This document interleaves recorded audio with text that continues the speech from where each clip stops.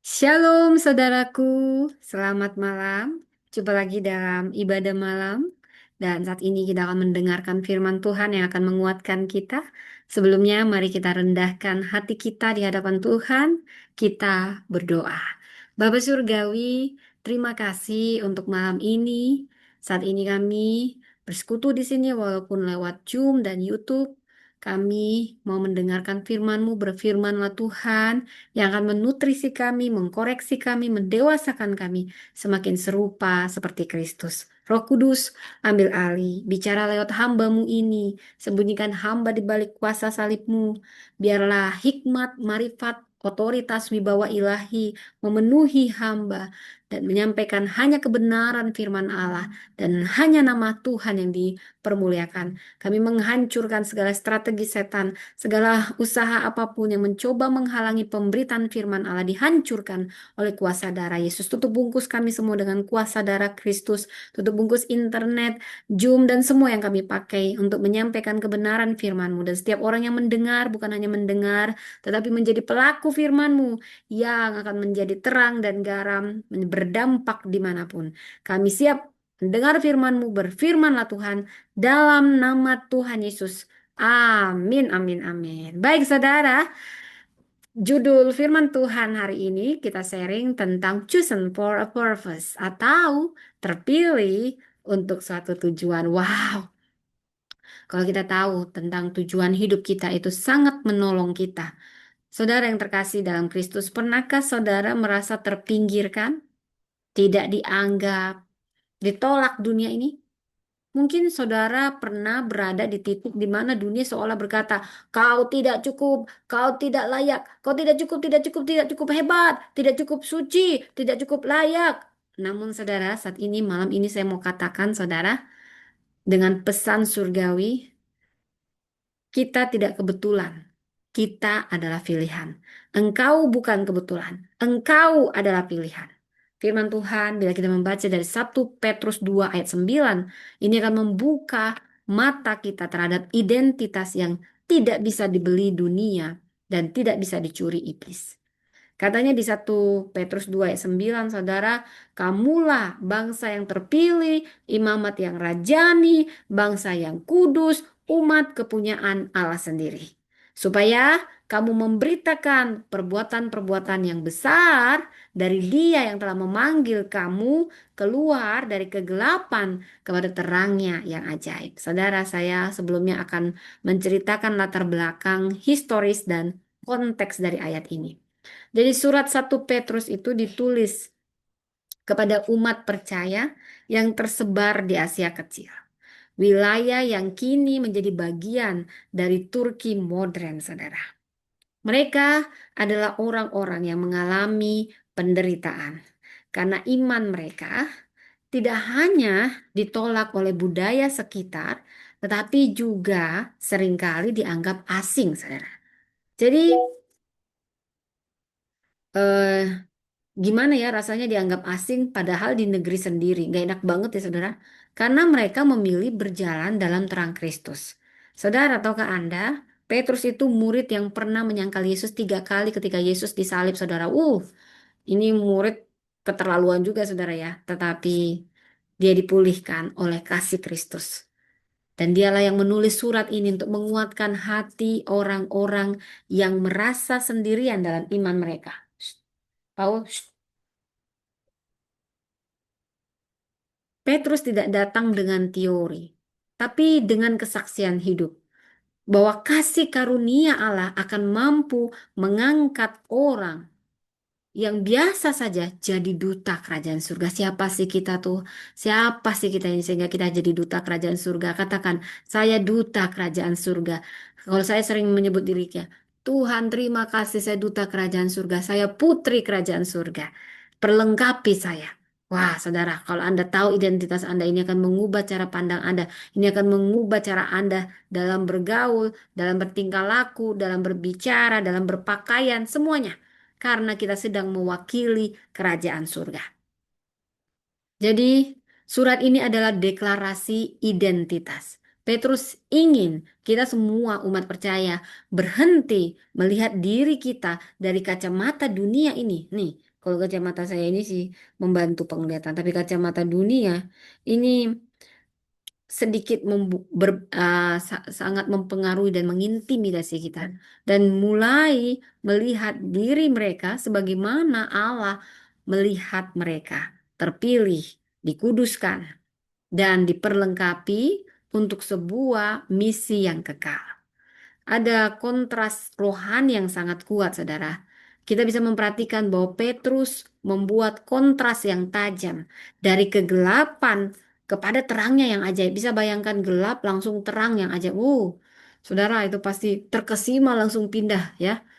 Ini bukan sekedar perubahan suasana hati, saudara ya. Kalau mati lampu, semuanya, hah, gitu Kak. Tapi langsung ada lilin kecil aja itu udah langsung ngubah suasana hati kita, saudara ya. Ini yang kita sebut transformasi kehidupan dan identitas. Saudara, bayangkan dengan seperti ini, saudara. Dulu kita merasa gelap, sekarang kita ada dalam terang Kristus, saudara. Wah, luar biasa kasih Tuhan ya. Bagaimana dia mengajari kita semua, saudara. Dan transformasi kehidupan dan identitas kita semakin terang. Dulu kita mungkin merasa asing, kok gini ya, kok ginian. Namun kita sekarang tahu bahwa kita umat milik Tuhan. Dulu kita mungkin hidup tanpa tujuan, selengean, gak jelas. Sekarang kita hidup untuk panggilan ilahi, saudara.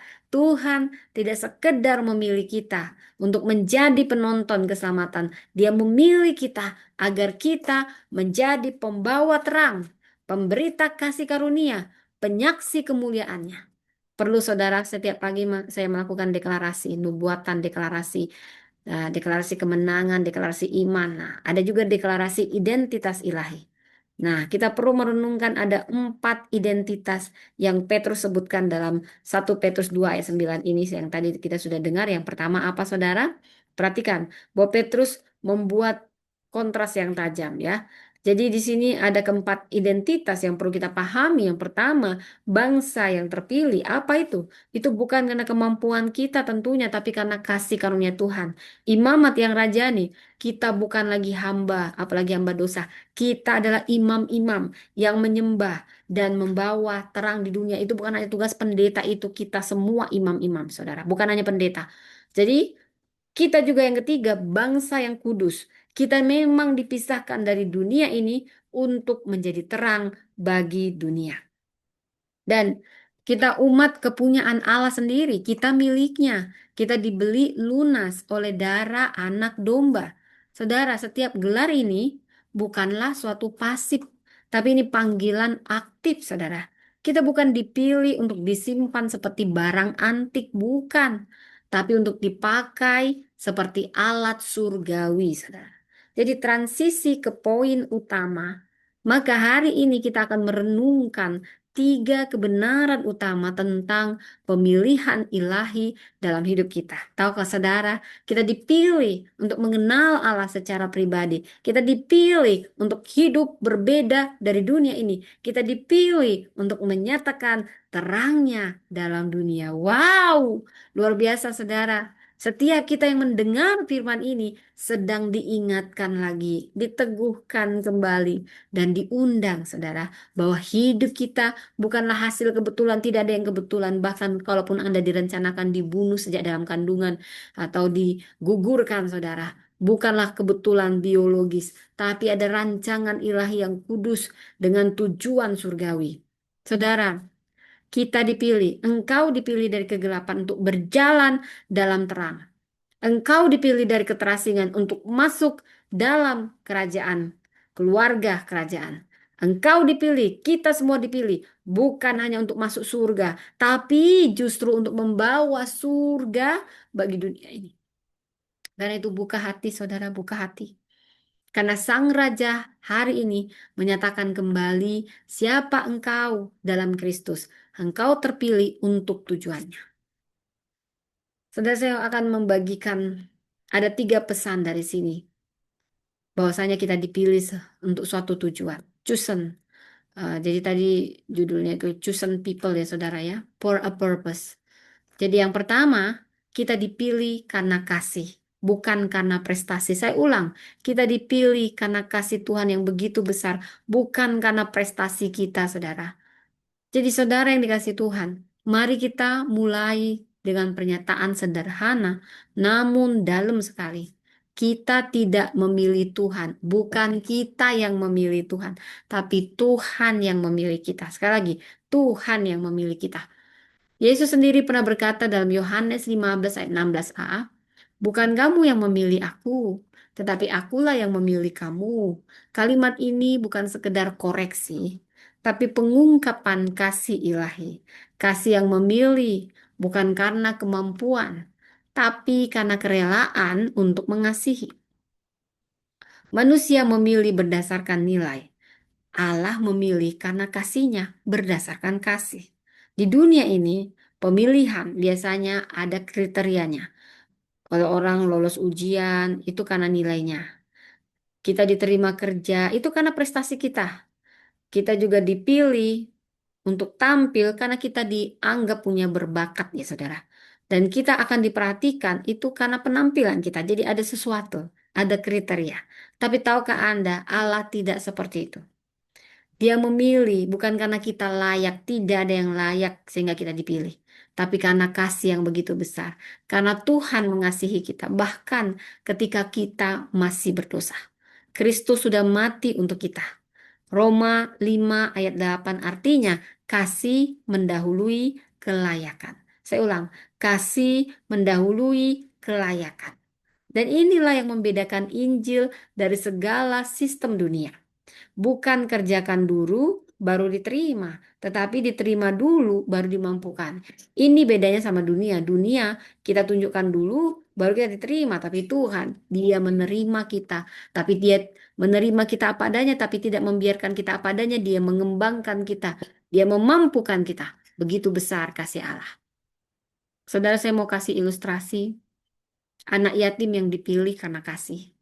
Bayangkan saudara ada seorang anak yatim piatu yang tinggal di panti asuhan. Wah itu rasanya pasti menyedihkan ya saudara ya, nggak ada yang enak. Dia nggak punya apa-apa, miskin saudara. Kalau dia orang kaya masih mending ya.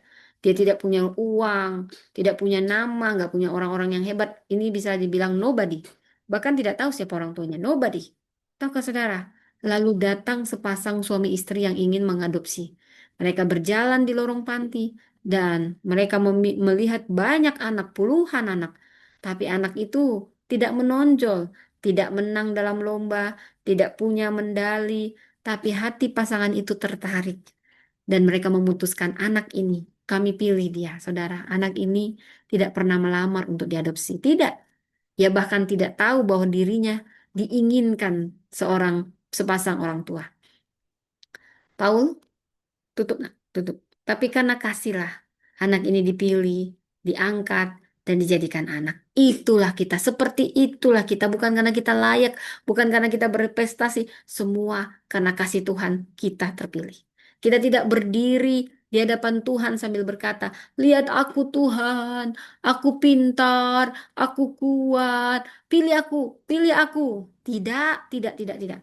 Tapi karena kasih Tuhan melihat kita dan dia berkata, aku ingin engkau, aku memilih engkau. Tuhan memilih kita, bukan kita memilih Tuhan. Saudara, saya ingat juga kisah Daud, dia anak gembala yang dilupakan, anak yang ditolak sebenarnya.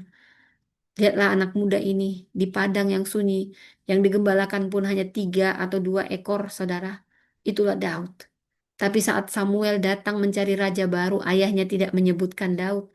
Karena Daud dianggap remeh, diabaikan, anak tertolak, semua anaknya ditampilkan kecuali Daud. Tapi apa kata Tuhan di 1 Samuel 16 ayat 7 yang menyentuh saya? Manusia melihat apa yang di depan mata. Tapi Tuhan kita yang maha kasih itu dia melihat hati. Bukan karena tinggi badan kita perfect, bukan karena tubuhnya kekar, bukan karena rekam jejaknya, tetapi karena hatinya melekat kepada Tuhan. Daud dipilih bukan karena ia sempurna, tapi ia bersedia dan dia setia. Bahkan saat tidak dilihat manusia, dia setia dan Allah melihatnya. Jadi bagaimana kita mengaplikasikan ini? Saudara perlu kita pahami.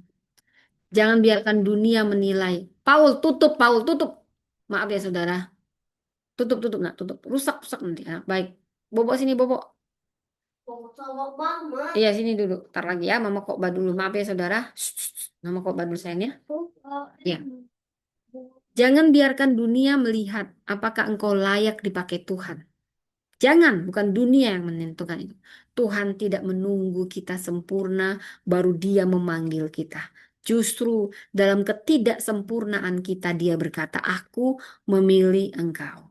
Aku memanggil engkau. Aku memakai engkau." Tugas kita adalah menjawab panggilan dengan kesediaan.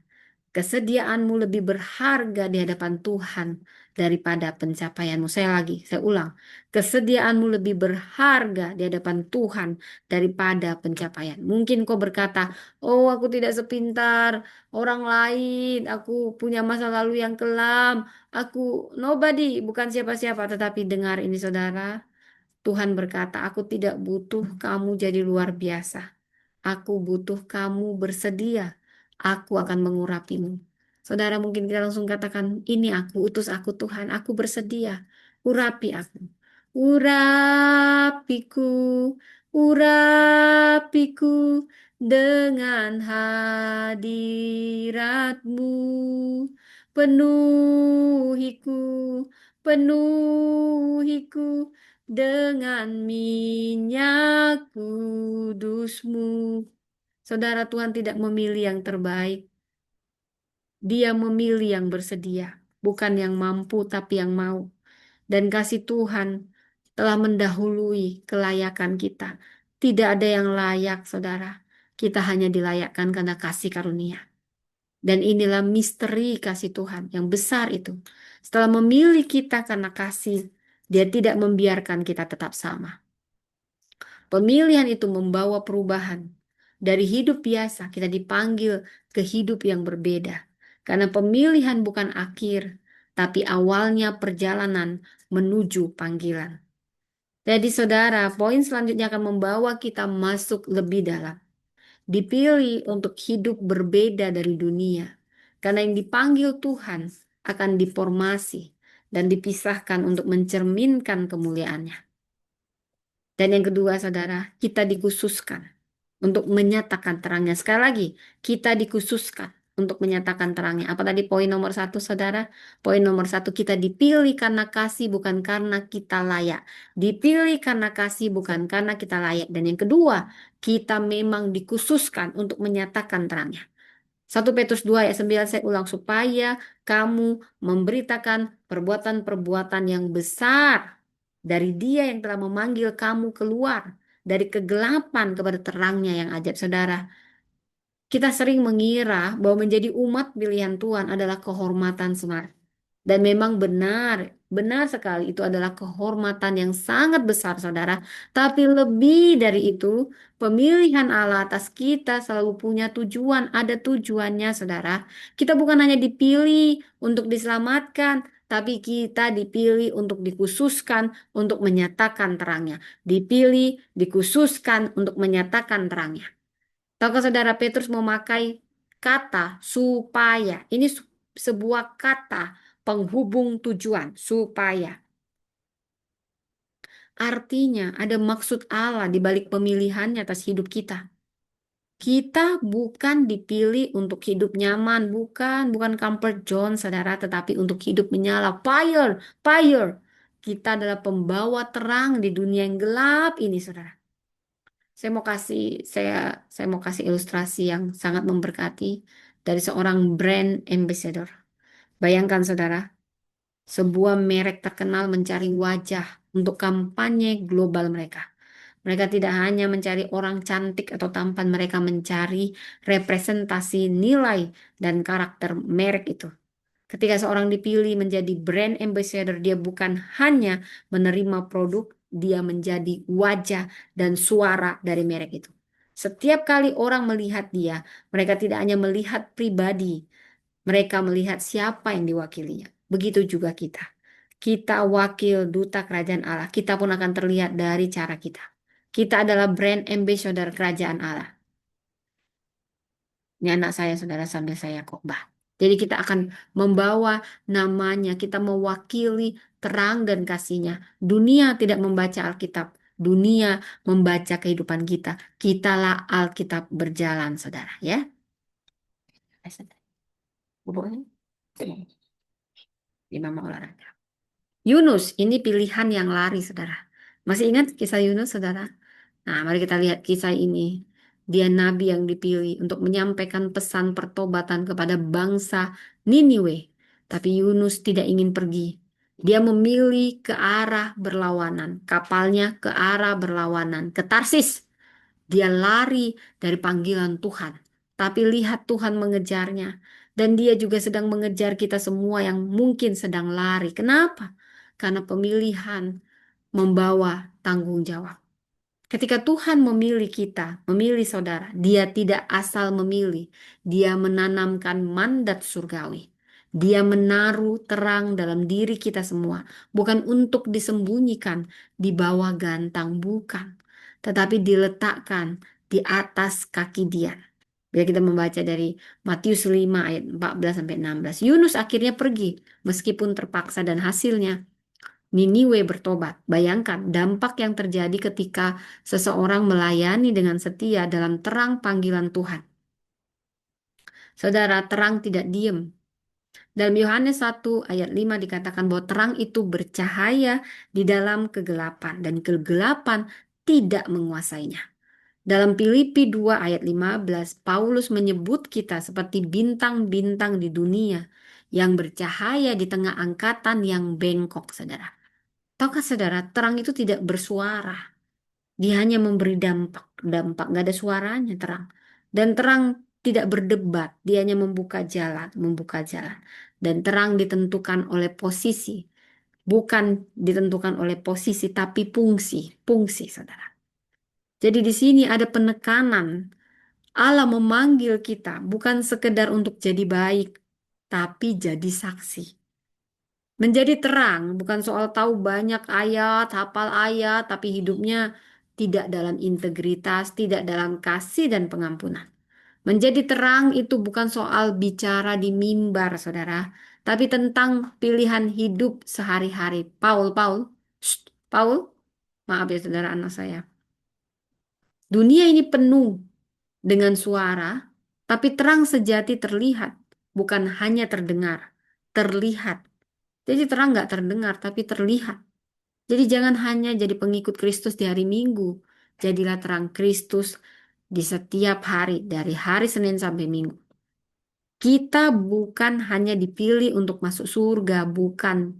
Tapi kita dipanggil untuk membawa surga masuk ke bumi ini. Jadi sebelum masih di bumi ini, kita pun bisa menikmati surga, saudara. Nah, saudara, pertanyaannya, apakah hidupmu ini sedang menyala atau meredup sekarang? Apa Anda sudah merasakan ada yang redup, saudara? Itu perlu dinyalakan kembali. Apakah orang lain bisa melihat Kristus melalui hidup kita, saudara? Oh, ini pertanyaan tajam. Jangan jadi batu sandungan. Apakah aku masih menyembunyikan terangku karena takut dikucilkan? Saudara, mari kita kembali pada tujuan pemilihan kita. Kita menyatakan perbuatan-perbuatan besar dari Tuhan, bukan diam, bukan malu, bukan pasif. Kita ditarik keluar dari kegelapan agar kita bisa menarik orang lain keluar juga. Saudara, jadi apa tadi yang pertama? Yang pertama, kita dipilih bukan karena kita layak, tapi karena kasih. Kita dipilih karena kasih, bukan karena prestasi. Yang kedua tadi saya ulang lagi, saudara, kita dikuduskan untuk menyatakan terangnya. Memang kita dikhususkan. Paulus, kita dikhususkan untuk menyatakan terangnya. Dan yang terakhir, saudara, poin yang ketiga, kenapa? Apa pesan dari tujuan chosen people for a purpose ini? Kita ditabiskan untuk hidup kudus dan berdampak. Ditabiskan untuk hidup kudus dan berdampak. Efesus 2 ayat 10 berkata, karena kita ini buatan Allah, diciptakan dalam Kristus Yesus untuk melakukan pekerjaan baik yang dipersiapkan Allah sebelumnya. Ia mau supaya kita hidup di dalamnya.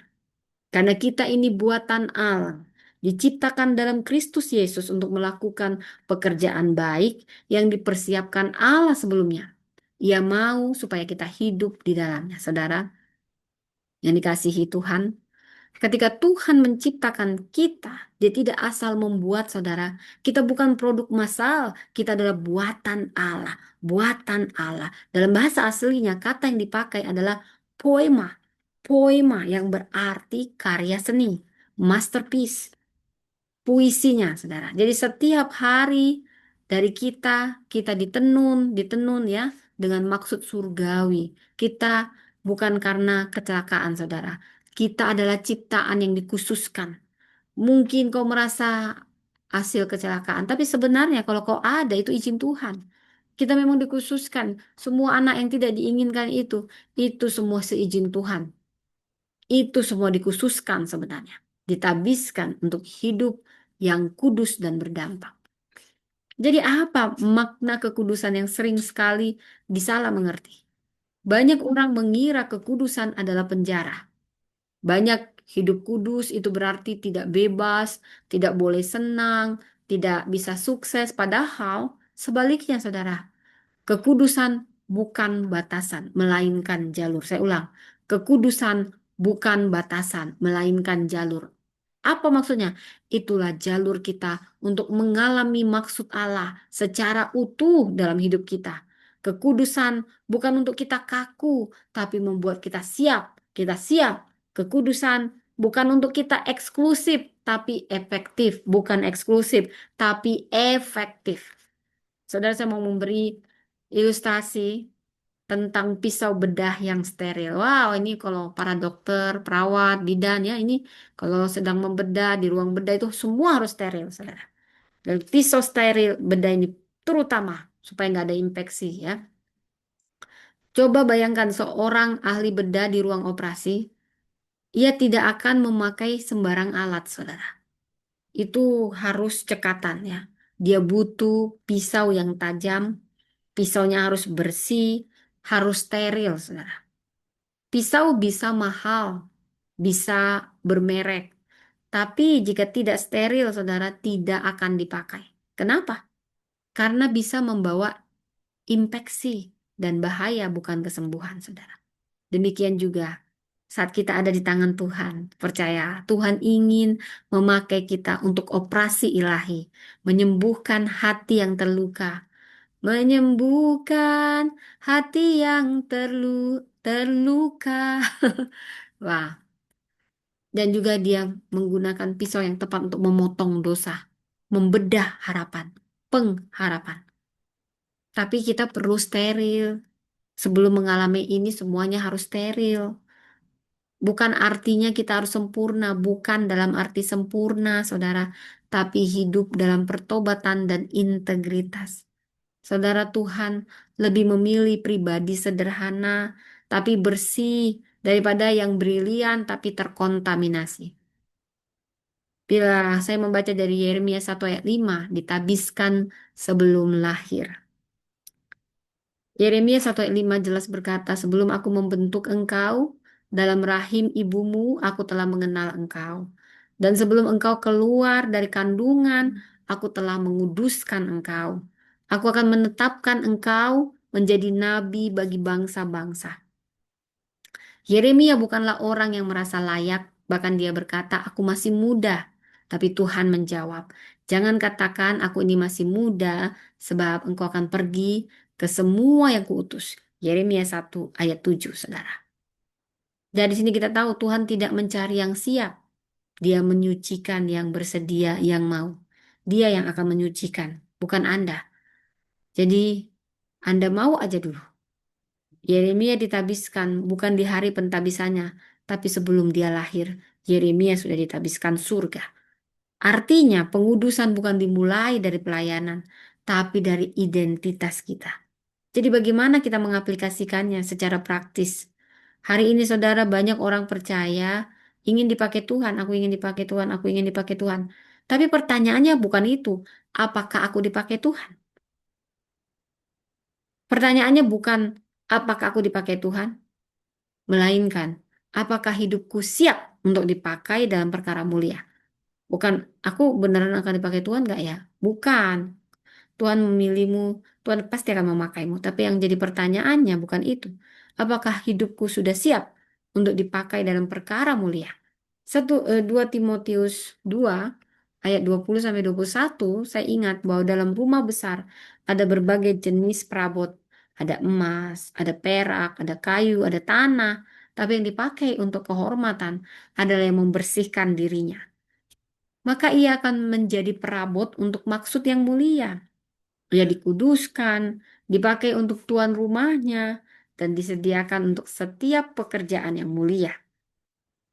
Kekudusan itu bukan tentang kesempurnaan moral, saudara, tanpa cacat, tapi kerinduan untuk menyenangkan hati Tuhan setiap hari. Kekudusan bukan status untuk dibanggakan, no, tapi itu posisi untuk mengalirkan kuasa dan kasih Tuhan. Kekudusan bukan untuk membuat kita eksklusif, tapi efektif. Kekudusan bukan untuk membatasi langkah kita, tapi mengarahkan langkah kita agar tepat sasaran. Saudaraku, mungkin engkau merasa biasa saja saat ini. Tapi ketahuilah engkau adalah puisi Allah. Engkau ditulis dengan tinta kasih karunia. Dirangkai dalam skenario surgawi. Dan ditabiskan untuk pekerjaan baik. Mama mau buku. Jadi saudara Mama pertanyaannya. kan Ini nggak boleh nak. Tunggu ya saudara. Apakah hidupmu sedang dalam jalur kekudusan?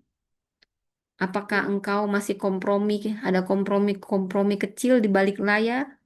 Hari ini Tuhan memanggil. Kembalilah pada jalurku. Aku ingin memakai hidupmu. Bukan hanya untuk dilihat orang, tapi untuk mengubahkan orang. Saudara, mari kita berdoa. Tuhan, sucikan hidupku, bentuk aku menjadi alatmu yang tajam dan bersih. Aku ingin hidup kudus, bukan untuk dipuji, tapi agar hidupku berdampak menyatakan kasih-Mu. Terima kasih untuk firman-Mu yang menerangi kami. Terima kasih untuk firman-Mu, kami mau jadi pelaku firman-Mu. Tolong kami, Roh Kudus, beri kekuatan dibentuk. Dalam keseharian kami memancarkan terang-Mu. Karena kami orang yang terpilih, yang dikuduskan, umat yang rajani. Terima kasih. Dalam nama Yesus kami berdoa. Amin, amin, amin. Demikian firman Tuhan. Kita jumpa lagi esok dalam ibadah malam. Tuhan memberkati.